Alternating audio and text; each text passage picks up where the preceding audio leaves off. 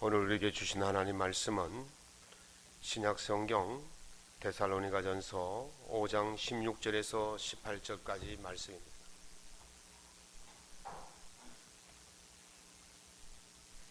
제가 갖고 있는 신약성경 333면에 있습니다. 신약성경 데살로니가전서 5장 16절에서 18절까지 말씀을 우리 한 목소리로 낭독하겠습니다. 항상 기뻐하라, 쉬지 말고 기도하라, 범사에 감사하라. 이것이 그리스도 예수 안에서 너희를 향하신 하나님의 뜻이니라. 아멘. 오늘 본문의 말씀을 가지고 어떤 감사로 보답할까라는 제목으로 하나님의 은혜의 말씀을 나누고자 합니다. 이제는 여러분에게 솔직하게 고백을 해야 될 때가 왔는 것 같습니다. 어떤 분은 저보고 참 목사님은 똑똑하다 그렇게 말씀하시는데 사실 그렇지 않습니다. 제가 학교 다닐 때에 수학을 참 못했어요. 그래서 점수를 다른 과목은 아무리 점수를 많이 올려도 수학 때문에 평균 점수가 다 까먹었습니다. 그래서 수학을 잘하는 학생들 보면 참 부러웠어요. 어떻게 수학을 그렇게 잘하느냐 물어보면 수학은 간단한 규칙과 원리를 알면 쉽게 할 수 있다는 거예요. 그러면 신세계가 보인다는 거예요. 그리고 저는 아무리 해도 그 규칙이나 원리를 잘 이해를 못해서 점수가 낮고, 그리고 인문 계열의 점수는 상위 점수를 받아도 그 수학 점수 때문에 평균을 다 까먹었던 그런 아픈 기억이 있습니다. 신앙도 마찬가지입니다. 신앙이 생활하는 것이 참 어렵다고 말을 합니다. 신앙생활 하는 것이 왜 어려운가 봤더니만 첫 번째는 성경에 양이 많아서 그래요. 66권 읽으려면 얼마나 걸립니까? 일 없이 그냥 집에 가만히 계시는 분도 1년에 1도 가기가 힘든데, 직장생활 하면서 이렇게 일반 생활 하면서 그걸 1년에 1도 가기가 참 어렵습니다. 그래서 양이 많아서 그렇다. 두 번째는 내용이 이해가 안 돼서 그렇다. 이게 우리나라의 역사나 문화나 철학이 아니고 그 중동 지역의 역사나 문화나 이런 것들을 이해해야 하는데 우리와 다르니까 잘 이해가 안 가는 거예요. 내용이 달라서 그렇다. 세 번째는 실천의 문제가 있습니다. 말씀을 실천하고 사는데 이 현실이 그렇게 받쳐주지 않습니다. 그래서 어렵다 그렇게 말합니다. 복잡 다단한 이 세상 속에서 이 어렵고 힘든 신앙생활 하는 것이 여러모로 힘들 수밖에 없는 것이 우리의 신앙입니다. 그러나 우리가 신앙생활도 쉽게 잘할 수 있는 방법이 있습니다. 그게 바로 말씀의 규칙과 원리를 잘 이해하면 신앙생활이 누구보다도 더 행복하고 복되게 할 수가 있는 것입니다. 신앙을 꿰뚫는 규칙이나 원리가 뭐냐? 그게 오늘 본문 말씀에 말씀하시는 내용입니다. 그게 신앙의 원리이고 그게 규칙이에요. 항상 뭐 하시라? 기뻐하라. 같이 한번 해볼까요? 항상 기뻐하라, 쉬지 말고 기도하라, 범사에 감사하라. 이는 그리스도 예수 안에서 너희를 향하신 하나님의 뜻이니라. 아멘. 하나님의 뜻이 규칙이고 원리인 거예요. 그래서 그 뜻과 규칙을 잘하면 우리 신앙생활하는데 별 어려움 없이 정말 새로운 멋진 세계, 믿음의 세계, 은혜의 세계에 들어가게 될 줄로 믿습니다. 그 원리가 어디에 있습니까? 항상 기뻐하라, 쉬지 말고 기도하라, 범사에 감사하라는 거예요. 문제는요, 규칙도 알고 원리로 아는데 어려운 점이 있어요. 뭐가 어려울까요? 실천이 안 된다는 게. 알아요. 규칙도 알고 원리를 아는데 실천이 안 돼요. 수학을 잘하는 사람들은 그냥 원리와 규칙만 알고 끝나는 게 아니에요. 그걸요 반복해서 풀어보고 반복해서 적용해보고 그래 실천해봐야 나중에 도사가 되는 거예요. 그런데 우리가 하나님의 원리나 규칙을 잘 알지만은 그것을 삶에서 실천을 하지 못하니까 이게 참 힘들고 어렵다는 느낌이 되는 것입니다. 그래서 바울 사도는 이 감사를 어떻게 드려야 되느냐 고민을 많이 했어요. 데살로니가전서 3장 9절에 보면 어떠한 감사로 하나님께 보답할까 그렇게 말합니다. 원리와 규칙을 알지만 그 실천의 방안을 모르니까 제대로 할 수가 없다는 거예요. 오늘 구체적인 규칙이 뭐냐, 그 원리가 뭐냐, 그게 바로 범사에 감사라. 따라 봅시다. 범사에 감사하자. 범사에 감사하자. 범사에 감사. 그게 규칙이고 원리인데 그걸 어떻게 실천하느냐. 범사에 감사가 어떤 것이냐. 첫 번째는요, 이래저래 감사하는 겁니다. 어떤 아들이 교통사고가 난 이후에 집으로 돌아와서 아버지에게 이렇게 말합니다. 아버지, 제가 오늘 교통사고 났는데 크게 다치지 않아서 감사해요. 감사할 일이잖아요. 교통사고 났는데 크게 다치지 않아서 얼마나 감사해. 그랬더니 아버지가 이렇게 말합니다. 아들아, 나는 더 큰 감사가 있다. 아들이 생각하기로 아버지는 더 큰 교통사고 났나? 그런데 상처가 없었나? 그렇게 생각할 수 있지만 아버지가 뭐라 그랬냐면요, 나는 이제까지 교통사고 한 번도 안 당해서 감사하다 그랬다는 거예요. 교통사고 당해도 감사하고 교통사고 안 당해도 감사한 것, 이게 이래저래 감사하는 거예요. 신앙은요, 좋을 때만 감사하는 게 아니에요. 좋지 않아도 감사하고 좋아도 감사하고 이래도 감사하고 저래도 감사하고 그래도 감사하는 것, 그게 바로 신앙의 기본이고 항상 범사에 감사하는 모습인 것입니다. 2014년도에 교회 리모델링을 할 때 마지막 날 제가 다쳐서 병원에 한 달 동안 입원한 적이 있었습니다. 퇴원하면서 제가 3가지 감사를 드렸어요. 첫 번째는 공사 마지막 날에 다쳐서 감사하다.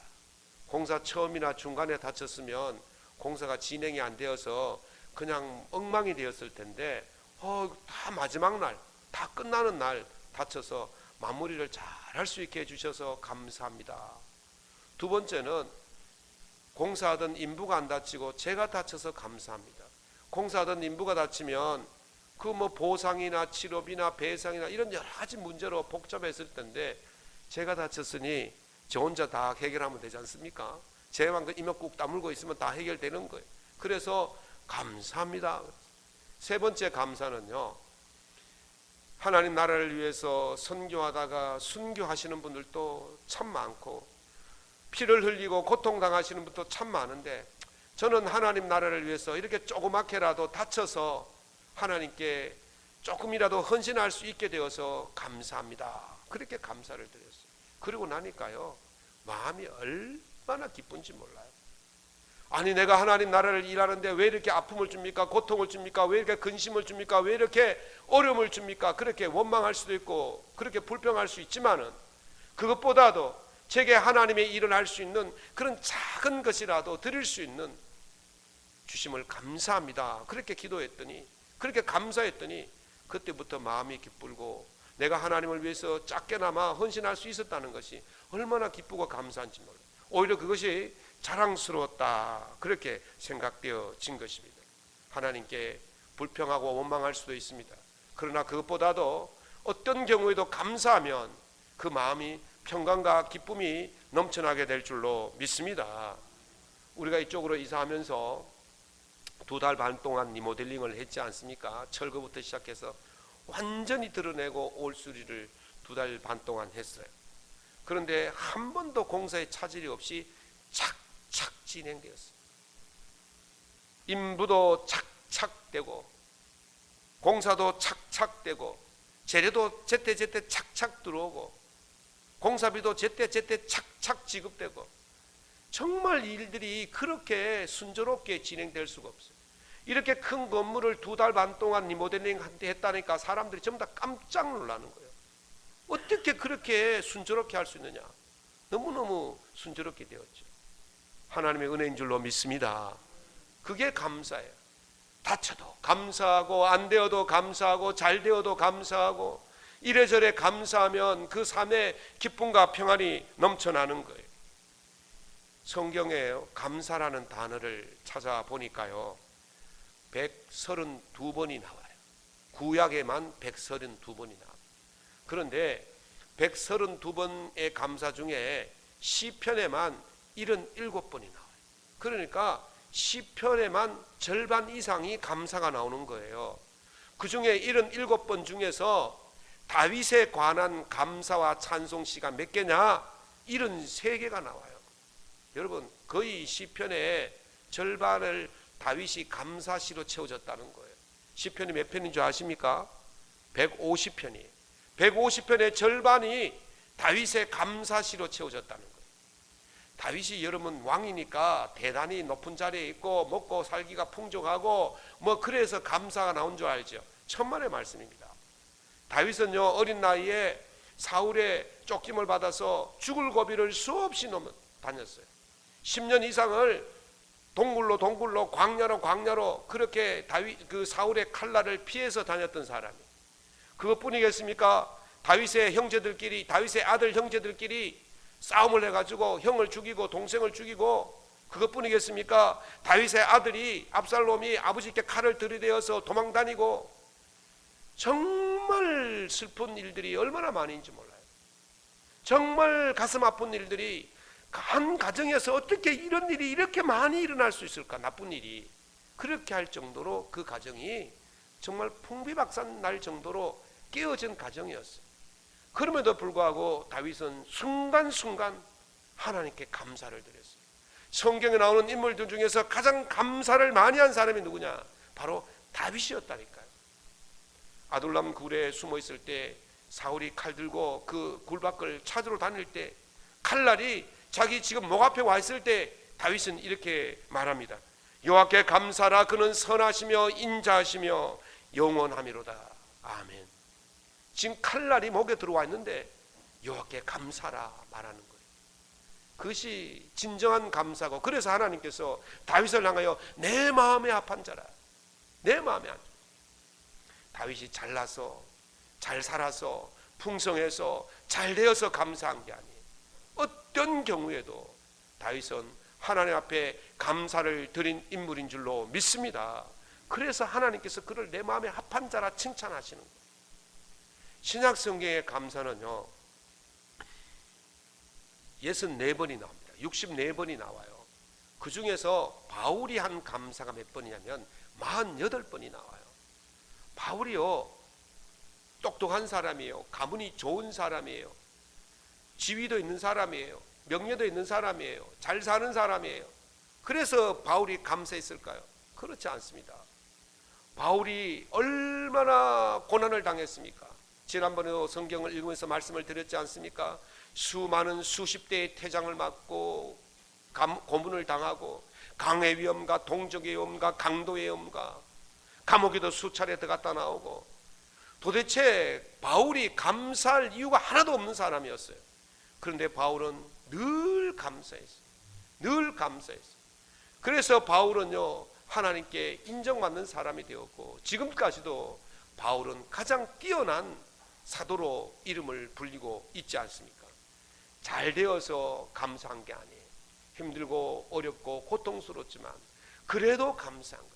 이래도 감사하고 저래도 감사하고 그래도 감사하고, 그랬더니 하나님께서 그 삶을 가장 명예롭고 복되게 해 주신 줄로 믿습니다.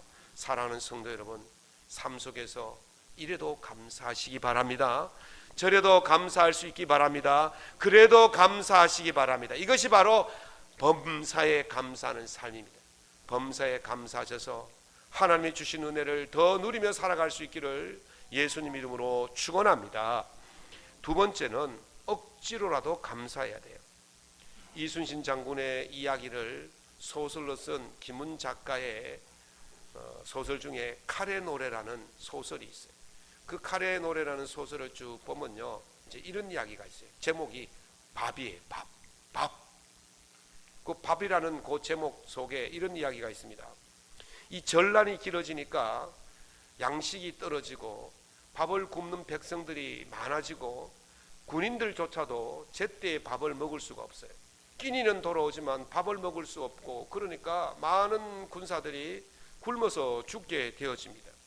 그런데 자기는 굶지 않고 끼니를 때웠대요. 왜? 수군 통제사예요. 그러니까 해군 사령관이 밥을 굶을 수는 없잖아요. 그래서 자기는 끼니 때가 돌아오면 부하들이 굶어 죽어도 자기는 밥을 먹었다는 거예요. 그러면서 아주 처절한 글을 써놓았어요. 이렇게 써놓았습니다. 나는 먹었다. 부항든 부하들이 굶어 죽어가는 군영에서 나는 끼니 때마다 먹었다. 굶어 죽은 부하들의 시체를 수십 구씩 묻던 날 저녁에도 나는 먹었다. 그해 겨울은 무참했다. 끼니는 계속 돌아왔고 나는 말없이 먹었다. 부하들이 굶어 죽는 그런 상황 속에서 보리 한 톨이라도 입에 제대로 넘어가겠습니까? 그런데 자기는 그걸 꾸역꾸역 먹었다는 거예요. 억지로라도 먹었다는 거예요. 부하 장수들과 밥을 먹으면서 이렇게 말합니다. 보리알이 덜 물렀구나. 그래도 꼭꼭 씹어 먹어라. 지금 장병들이 다 굶어 죽는데 그 장수들은 앉아서 보리밥을 먹고 있는 거예요. 보리쌀이 덜 여물었어요. 그런데도 그걸 꾸역꾸역 눈물 흘리면서 꼭꼭 씹어 먹어라. 왜? 장수가 지휘관이 살아야 전투를 지휘할 수 있고, 그래야 전쟁에 이겨야 백성들을 배불리 먹일 수 있고 군사들이 먹을 수 있기 때문에 억지로라도 먹어서 꼭꼭 씹어 먹어서 살아라, 이 말이거든요. 먹지 않으면 죽습니다. 고달퍼도 먹어야 되고, 괴로워도 먹어야 되고, 기뻐도 먹어야 되고, 아파도 먹어야 되는 겁니다. 먹지 않으면 죽습니다. 밥은요, 힘들어도 눈물 뚝뚝 떨어지더라도 꾸역꾸역 먹어야 되는 거예요. 먹어야 사는 것입니다. 감사는요, 밥과 같은 겁니다. 기뻐도 먹어야 되고, 슬퍼도 먹어야 되고, 힘들어도 먹어야 되고, 괴로워도 먹어야 살듯이 감사도 어떤 경우에도 기뻐도 감사하고, 괴로워도 감사하고, 아파도 감사하고, 슬퍼도 감사하고, 좋아도 감사해야 그 인생이 새롭게 살아날 줄로 믿습니다. 가끔 아내가 밥상 차리면서 밥 대신에 알약 하나만 먹으면 배부른 거 없나요? 이렇게 묻습니다. 얼마나 밥하는 게 귀찮겠어요. 얼마나 힘들겠어요. 그래서 그냥 알약 하나 먹으면 배가 빵 불러지면 좋겠다는 거죠. 그렇게 투덜대면서도 밥상을 차려서 또 꾸역꾸역 먹습니다. 왜 먹습니까? 안 먹으면 죽으니까 먹는 거예요. 여러분, 힘들고 어려워도 싫어도 해야 하는 것이 감사입니다. 감사가 안 하면 죽습니다. 광야에서 이스라엘 백성들이 40년을 살 동안 하나님께서 뭐라 약속하셨냐면, 너희가 저녁에는 고기를 먹고 아침에는 떡으로 배부르리라, 그렇게 약속해 주셨습니다. 그리고는 아침 저녁으로 만나와 메추라기를 40년 동안 먹이셨습니다.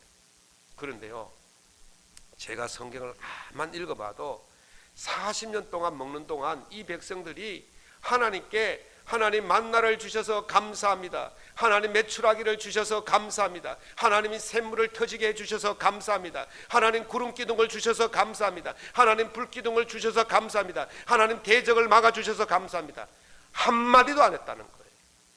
40년 동안 얻어먹었으면 한 번은 해야 될 거 아닙니까? 한 번도 안 했다는 거예요. 불평했어요.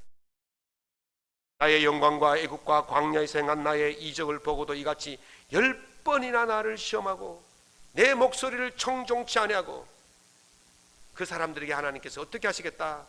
내가 그 조상들에게 맹세한 땅을 결단코 보지 못할 것이요, 또 나를 멸시하는 사람은 하나도 그것을 보지 못하리라. 40년 동안 내가 약속했기 때문에 먹이고 입히긴 하지만, 내가 더 크게 준비한 그 선물, 젖과 꿀 이르는 복된 그 복지에 너희들은 들어가지 못할 것이다, 이 말씀을 하고 계시는 거예요.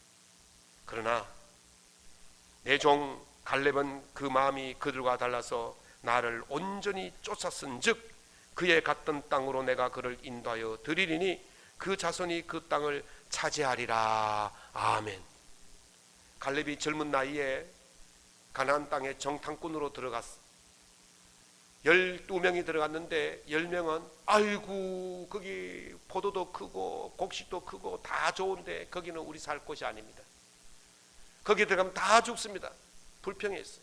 그때 여호수아와 갈렙이 어떻게 했습니까? 하나님께서 함께 하시면 저들은 우리의 밥이다. 그렇게 하면서 믿음으로 나아갔어요. 결국 이 이스라엘 백성들이 그 불평한 것 때문에 40년 동안 광야에서 다 죽게 되는 거예요. 그때 살아남은 사람이 누구냐면 바로 여호수아와 갈렙 두 사람만 살아남았어요.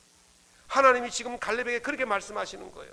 네가 내 말에 청종하고 순종했기 때문에 내가 약속한 그 복지의 땅으로, 그 가나안 땅으로, 그 젖과 꿀이 흐르는 땅으로 내가 너를 들여보내겠다. 감사하는 사람들에게 하나님은 더 크게 은혜를 베풀어 주실 줄로 믿습니다. 감사로 순종하는 사람들에게 주시는 은혜인 거예요. 어느 분이 단골로 가는 식당에 가서 식사를 하고는 메모지에다가 이렇게 적었습니다. 세종대왕 한글 창제 이후 먹어본 음식 중에 가장 맛있습니다. 그렇게 적고는 주방장에게 보냈대요. 그리고 며칠 뒤에 또 갔습니다. 그리고 나서 먹고 나서 이렇게 말합니다. 노아 홍수 이후로 이렇게 풍성하게 음식을 먹어본 적이 없습니다. 감사합니다. 그리고 며칠 뒤에 갔더니요, 주방장이 알아보고는요 몇 가지 요리를 해서 가지고 나오면서 이렇게 말하더랍니다. 이렇게 멋지게 칭찬을 해준 분은 내가 개업하고 처음입니다. 그렇게 하면서 요리를 대접했대요. 그래서 이분이 이렇게 말대요. 감사는 고리대금업이라 하지 않습니까? 그랬다. 감사는 뭐라고요? 고리대금. 고리대금이 뭡니까? 이자가 얼마나 비쌉니까? 감사를 드렸더니 더 큰 은혜로 돌아오는 거예요. 사랑하는 성도 여러분, 감사를 드리면 하나님께서 그냥 보내지 않습니다. 더 큰 은혜를 채워주실 줄로 믿습니다. 항상 감사라, 이 말은 바로 밥 먹듯이 하라는 거예요. 밥 먹듯이. 밥 먹고도 감사하지 않은 이스라엘 백성들은 먹고 죽었지만 감사한 백성은 살게 된 줄로 믿습니다. 밥은 먹기 싫어도 억지로 먹어야 하듯이 감사가 하기 싫어도 감사 조건이 안 맞아도 감사하십시오. 그러면 하나님께서 이스라엘 백성들의 젖과 꿀이 흐르는 땅을 안겨주셨던 것처럼 여러분에게 더 큰 은혜로 채워주실 줄로 믿습니다. 세 번째는 반복해서 감사하는 거예요. 아침마다 수요일 아침마당이라는 아침에 하는 프로그램이 있죠. 우리 주부들은 아실 거예요. 그 수요일마다 이제 전국의 이야기꾼들이 자기의 그 경험담을 이제 이야기하는 그런 코너 시간이 있는데요. 거기에 71세 대신 71살 대신 그 경비 일을 하시는 분이 나와서 자기 이야기를 합니다. 하루는 이게 폐품 정리를 하는데 중학생이 버린 영어 회화 테이프가 포장도 뜯지도 않고 버려져 있더래요. 그래서 아까워서 들고 자기 경비실에 들어와서 그걸 틀었대요. 계속 틀어놨답니다. 계속 무슨 소리인지 몰라도 계속 틀어놨대요. 근데 한 몇 달쯤 들으니까 들리더라는 거예요. 그리고 또 몇 달쯤 있으니까 자기 입으로 흥얼거리더라는 거예요. 그래서 신기해서 지나간 중학생 붙들고 몇 마디 영어를 했대요. 그러니까 아이들이 우리 영어 선생님보다 훨씬 낫습니다. 그러더라는 거예요. 이게 무슨 힘이에요? 반복의 힘이에요. 반복의 힘. 반복을 계속하면 이런 놀라운 일들이 일어나요. 범사에 감사라는 말은요, 반복해서 감사라는 말이에요. 하나님께서 이스라엘 백성들에게 만나를 내려주시고 이렇게 말씀하셨어요. 너희들이 한 오멜을 단지에 넣어서 대대로 보관해라. 그리고 그 후손들에게 하나님께서 광야에서 이렇게 하셨다는 것을 가르쳐 주어라. 그렇게 말씀하셨어요. 그래서 이스라엘 백성들이 그 한 오멜을 단지에 넣어 두었어요. 그러면 후손들에게 가르쳐 주려면 어떻게 해야 되겠습니까? 단지 뚜껑을 열고 보여주어야 돼요. 보여주려면 어떻게 됩니까? 그때의 일을 말해야 되는 거예요. 광야에서 40년 동안 하나님께서 우리에게 만나와 메추라기를 먹여주시고 신발이 닳지 않도록 해주시고 옷이 헤어지지 않도록 도와주시고 구름기둥과 불기둥으로 보호하시고 우리를 대적의 손에서 보호하시고 지금까지 지켜주셨다. 그걸 이야기하는 거예요. 그러면 뭐가 나옵니까? 기억이 되면 뭐가 나옵니까? 감사가 나오는 거예요. 그래서 수시로 이 은혜의 뚜껑을 열어봐야 되는 거예요. 은혜의 뚜껑을. 그냥 은혜의 뚜껑을 단지 속에 넣고 은혜를 넣고 뚜껑을 덮어두면 안 되는 거예요. 자주 열어서 하나님께서 우리에게 행하신 그 은혜를 기억해야 되는 거예요. 회상해야 되는 거예요. 끄집어내야 되는 거예요. 그렇게 할 때 감사가 반복해서 일어나는 거예요. 오늘 받은 은혜 단지에 넣고 주머니에 넣고 그냥 사지 않기를 바랍니다. 단지에 넣고 살지 않기를 바랍니다. 날마다 꺼내서 보시기 바랍니다. 기하면 어떻게 됩니까? 그냥 금고석에 넣고 그냥 1년 365일 한 번도 안 꺼내봅니까? 꺼내봐야 되는 거예요. 그래 내 것이 되는 거예요. 사랑하는 성도 여러분, 자주 하나님의 은혜를 회상하고 기억하고 그리고 반복해서 감사할 수 있기를 바랍니다. 그래야만이 우리가 마음속에서 감사가 자꾸 나오게 되는 거예요. 1만 년 전에 농업혁명이 일어났습니다. 그때 고대 농부가 한 사람이 가졌던 재산은 채취 수렵인들 부족 전체가 가졌던 소득보다 많았다고 그래요. 그런데 지금 오늘날 우리의 소득은 얼마나 될까요? 고대 농부 한 국가가 가졌던 소득보다 오늘날 한 가정이 가지는 소득이 훨씬 더 많고 더 풍성한 것을 누릴 수가 있는 거예요. 그 사람들 딸기 먹어봤을까요? 겨울에? 그 사람들 겨울에 참외 먹어봤어요? 그 사람들 겨울에 수박 먹어봤을까요? 아니, 조선시대만 해도 겨울에 딸기 구하는 것 굉장히 효자라 그랬잖아. 그런데 지금 뭐 한겨울에도 딸기 먹고 한겨울에도 수박 먹고 한겨울에도 참외 먹잖아요. 얼마나. 여러분들 자동차 그 사람들 뭐 걸어 다녔는데 우리는 뭐 3보는 뭡니까? 3보 이상은 승차예요. 승차. 택시 타고 다니는 거예요. 자동차 타고 다니는 거예요. 얼마나 풍성하게 누리는지 모릅니다. 3000년 전에 살던 사람들보다도 우리가 훨씬 더 많은 것을 가지고 풍성하게 누리고 있는 거예요. 그럼에도 불구하고 어떻습니까? 그들이 가지고 있던 그 걱정, 근심, 염려 이런 것들을 오늘 우리도 고스란히 가지고 있고, 아니 더 많은 걱정과 근심과 염려 속에서 살아가고 있는 거예요. 그 많은 것들을 받았음에도 불구하고 우리는 그렇게 살지 못하고 있다는 거예요. 여러분 행복하십니까? 우리 권사님 한 분만 행복하시고, 살림살이가 좀 더 나아지셨습니까? 그때를 비교하면 그때보다 행복하고 그때보다 더 나은 삶을 살고 있는 것은 분명합니다. 그들이 가지고 있던 그 근심, 걱정, 염려, 이제는 여러분들이 그들과는 차원이 다른 삶을 사셔야 되는 거예요. 그게 아니라 은혜의 삶을 살아야 될 줄로 믿습니다. 왜 그렇게 그들보다 차원이 다른 삶을 살면서도 힘들어하고 어려워하고 염려합니까? 감사하지 못하기 때문에 그렇습니다. 하나님의 은혜가 기억나지 않기 때문에 그렇습니다. 하나님의 은혜의 단지를 뚜껑을 열어보지 않기 때문에 그렇습니다. 사랑하는 성도 여러분, 하나님의 은혜의 단지 뚜껑을 여시고 날마다 그것을 살펴보시고 그 하나님의 은혜에 감사하시기 바랍니다. 반복해서 감사하십시오. 기억은 반복해서 떠올릴 때 더욱 선명해집니다. 하나님의 은혜를 반복해서 감사할 때에 더 큰 은혜로 다가오게 될 줄로 믿습니다. 반복해서 감사하셔서, 항상 범사에 감사하셔서 하나님의 더 크신 은혜를 누리며 살아갈 수 있기를 예수님 이름으로 축원합니다.